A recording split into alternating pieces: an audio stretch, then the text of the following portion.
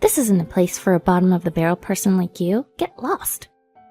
The moment these words, the finale of flurry of verbal abuse, were hurled at me by our new recruit, Rachel, something inside of me snapped. Still smiling, I gestured with my hand. Look over here. My name is Sherry. I'm 65 years old. I had initially worked for this company, took a break due to marriage and raising children, and have since returned to a part-time administrative role. I have a deep personal attachment to this company.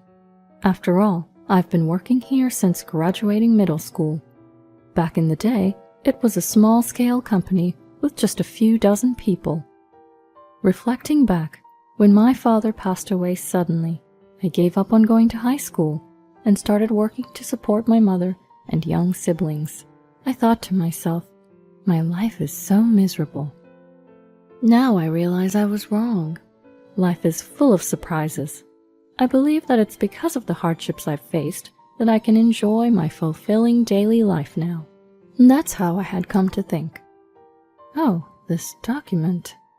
As I was doing my usual work, my eyes fell on my document tray. The document on top was oddly colorful, decorated with mysterious illustrations. Apart from the necessary charts and graphs, there were various other problems, but in any case, it was formatted differently than the company set standard. When I asked around about who had left it there, it turned out it was a new employee, Rachel, who had left it during my absence. Holding the problematic document, I headed towards Rachel's desk. Rachel? Hi there. Can I talk to you for a moment? When I called out to her, Rachel turned her eyes towards me without responding. Her haughty attitude was perplexing, but I handed her the document. This document, did you perhaps leave it on my desk by mistake? I think it should have been submitted to your boss. Also, the format seems to be off. You might want to correct it. As I was speaking, Rachel silently stood up and beckoned me to a corner. Although I was puzzled, I followed her, only for Rachel to glare at me. Of course I submitted it to my boss, but I was told to redo it, which is super annoying. So I delegated the task to you. Can't you see this? Rachel pointed to a post-it note stuck to the document. It said, "Redo it for me." I had noticed the post-it note long ago, but I didn't understand the memo. I'm highly educated and capable, so even if I don't say anything, work comes my way and I get busy. Do you get it? That's why I decided to share some work with a part-time grandma who seems to have time. I did my best to suppress a cringe that threatened to twist my face. If I remember correctly, new recruits at this time of the year are still under their training period. Even if they're promising, would they really be assigned that much work as newcomers? Besides, what does she mean by sharing? Apart from the document, this person, Rachel, seems to have many points to question. This is your work, Rachel. I can't do it for you. As I handed the document back to her with a smile, Rachel's face turned red. Why not? It's just a little correction. Correcting it is also part of your job and learning process. Even after I explained this, Rachel didn't seem convinced. Don't be so cheeky for a part-timer, do it. At first, Rachel spoke in a low voice, but her volume gradually increased, causing a stir around us. What are you doing? Eventually, the employee in charge of her training came over and reprimanded her, ending the matter there. Or so I thought. It turned out that I was the only one who thought so, as I seemed to have earned Rachel's resentment over the document issue. From then on, I was harassed by Rachel almost every day. It's unthinkable for someone as highly educated as me to be doing such menial work.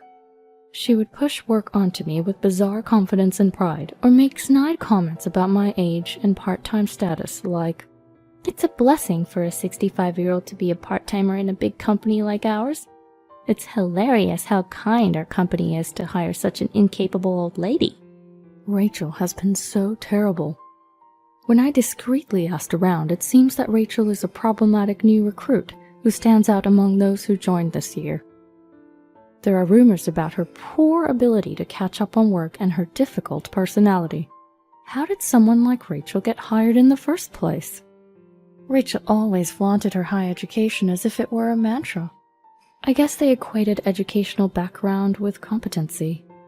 Our company assigns new employees to their departments based on their work ethic during the training phase. Most of the new hires work on my floor, so I naturally end up dealing with Rachel a lot during this period. The assessment phase lasts a month, so I only have to endure this for another 2 weeks. Oh, but what if she gets assigned to the same department as me? The dreadful thought made me inadvertently clutch my head. Despite her supervisor and other colleagues cautioning her, Rachel kept instigating confrontations with me. If we ended up in the same department, I would definitely be living in hell. She probably sees me as an easy target since she perceives me as a timid old lady. Unaware of my troubles, Rachel approached me again today. "Hey, what was that about just now?" She called out to me as I stepped out of the employee cafeteria. "Huh? What?" As I stared blankly at her, she dragged me away to a less crowded spot. Rachel turned to face me and blurted out, "You were talking to Ethan, weren't you?" I had indeed been chatting with a young male employee named Ethan in the cafeteria just now. I sighed inwardly. When someone complains to the mention of a person of the opposite sex, it's usually for a predictable reason. What's the matter with that? "Don't you dare make eyes at Ethan, you old hag. The way you touch him is disgusting." Indeed, while chatting casually, I had lightly patted his back, telling him to pull himself together. I was surprised she had noticed such a minute detail, but I was even more taken aback by her saying, "Are you serious about me hitting on him?" I couldn't help but chuckle. After all, I'm already 65, which Rachel likes to point out herself. "What are you laughing at? Are you making fun of me? Ethan, you know, is the heir to this company, not someone a hag like you can casually talk to." I must have inadvertently revealed my inner disbelief. Ethan is indeed popular among the female employees because of his good looks and personality. Our company has banned the custom of giving candy on Valentine's now, but I remember him taking home quite a lot of them in the past. Rachel is likely one of the many who admire, or maybe even have a crush on him. But it's absurd for her to be jealous of someone like me. Hey, enough already. A few of the younger employees who had noticed Rachel's loud voice gathered around us trying to intervene. "Mind your own business," she retorted, refusing to listen. To prevent them from incurring her wrath as I had, I smiled at the people around us and reassured them. "I'm okay." Rachel spat out a final insult. "A poor middle school graduate like you should just work quietly until you die. You're an eyesore." And then she quickly walked away. She really is the troublemaker everyone says she is. Sherry, are you okay? The employees who had tried to stop Rachel expressed their concern for me. Yes, thank you. After that incident, it seemed someone reported Rachel to her boss, and she was reprimanded. Since then, while she'd occasionally glare at me with great intensity, her confrontations with me considerably decreased, and I breathed a sigh of relief. Days passed and Rachel was assigned to the HR department. Why did she get assigned to HR? I wondered as peace returned to my work. Each department is important in its own right, but given Rachel's track record and personality, I simply couldn't picture her in HR. I know she had to turn in a copy of her university diploma, so I'm certain her educational background isn't a lie. But even with that thought, she couldn't even run a photocopy machine and still worked on documents in her own style, despite being corrected several times already. More importantly, her attitude towards her colleagues is awful. This was something I knew better than anyone else. I wondered how she could get by like this. Despite enduring numerous verbal abuses and harassments, I couldn't help but worry. While I was worried, I also didn't want to get involved with her anymore. I stretched out, savoring the peace that had returned. 2 months later, I was in the changing room switching from my regular work clothes to a suit, catching my breath. Dressing differently made me feel more focused.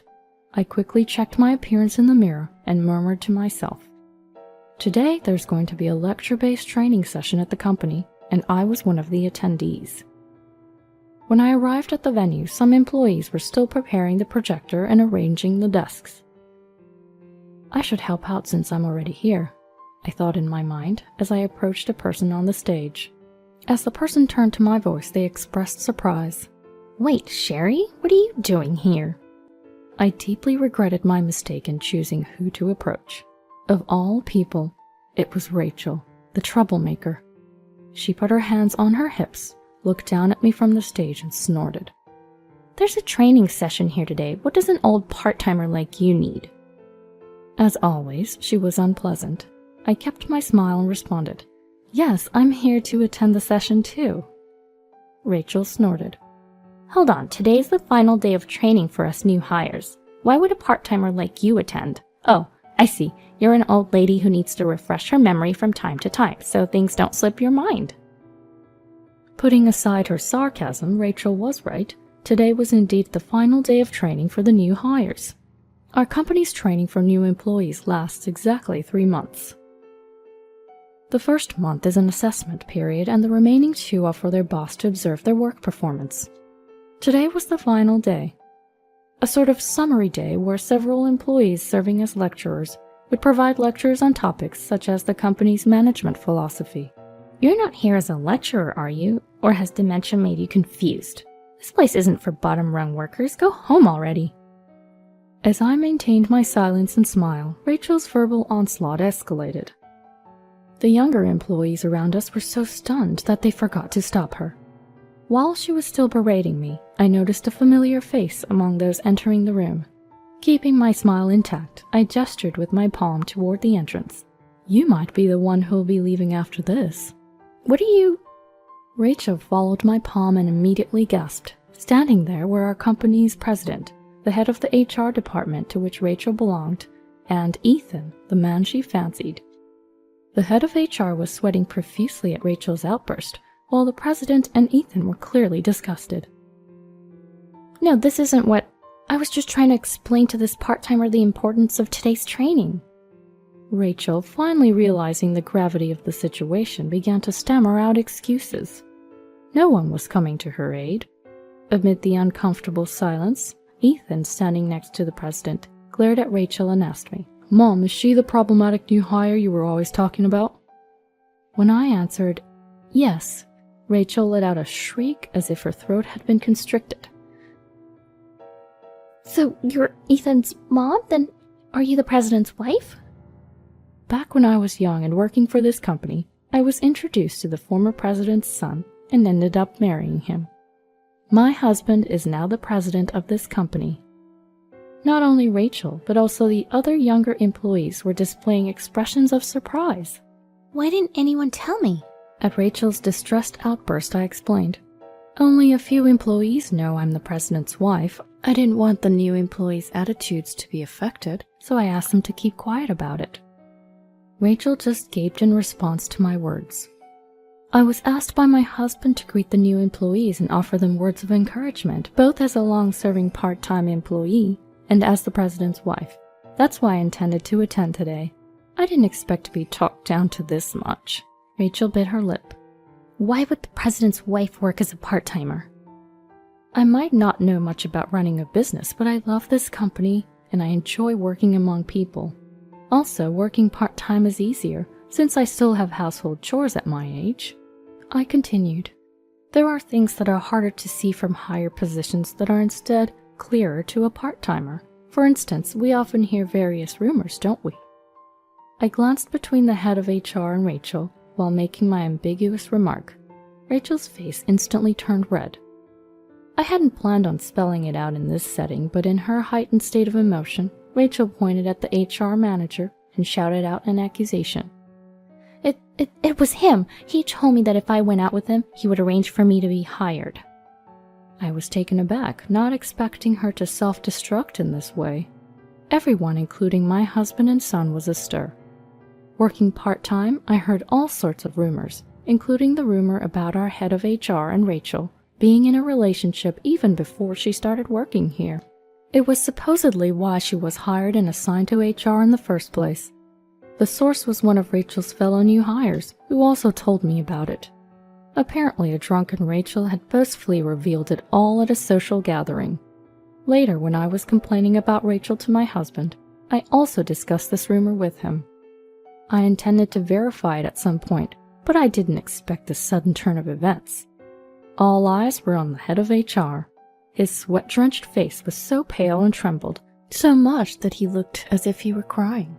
Criticism began to fly around the room. The head of HR was a married man, so it was only natural. Given these circumstances, we have no choice but to halt the training for now, my husband declared, and the training was put on pause. Dragging along Rachel, who was wailing, and the HR manager in a daze, we relocated to the president's office. We had initially heard rumors about you two from my wife, Rachel, right? Your disrespectful behavior towards my wife was unacceptable, and we have received numerous complaints from other employees as well. Honestly, we were trying to figure out how to deal with this. By the way, sir, is it true what Rachel just said? Yes. With my husband's question, the HR manager, knowing he could not escape, weakly nodded. Rachel had difficulty in landing a job despite her education because her character was seen through. Seems as though this whole thing started after the HR manager approached her following her interview. Rachel, on the other hand, was defiant and was shouting at me. "This coward, he manipulated me into it." She seemed to be referring to when she exposed her relationship with the HR manager, and from her demeanor, she didn't seem remorseful at all. Your way of joining the company is far more cowardly. Ethan defended me with those words, and Rachel sat down, breaking into tears. I approached Rachel and said, "Rachel, you were allowed to join the company in exchange for engaging in an inappropriate relationship with a married HR manager. That alone is considerably wrong as a person. Be ashamed of yourself, correct your actions. Otherwise, I believe you'll lead a life filled with more regrets than now." I spoke to her as if admonishing, but Rachel just looked down, silent like a sulking child. Mom, I don't think it's worth saying anything to her. She's really done as a person. Upon hearing Ethan's sighing voice, Rachel's voice subtly shivered. Oh right, she had a one-sided crush on my son. These brief words may have hit her harder than anything I said. Now that we know it's a fact, we'll decide on your consequences later. Rachel, you can go home for today, and as for you, you stay and get back to work. With my husband's words, the HR manager and Rachel, both staggering, left the president's office. After watching their retreating figures, I never saw Rachel again. After a while, she resigned from the company. The HR manager was demoted and transferred to a different department, and was served with divorce papers by his wife. He's clinging to his job while being looked down upon by others, all to pay alimony and child support. According to Rachel's parents, who came to apologize later, understandably, Rachel was also sued for a large amount of alimony by the former HR manager's wife. Rachel turned to her parents for help but was rejected, and now she's apparently working part-time at a gas station in her neighborhood. As for me, I have plans to dine out with my family after work tonight. Ethan wants to introduce us to his girlfriend. I wonder what kind of person she is. I grinned and went back to work, looking forward to tonight's dinner.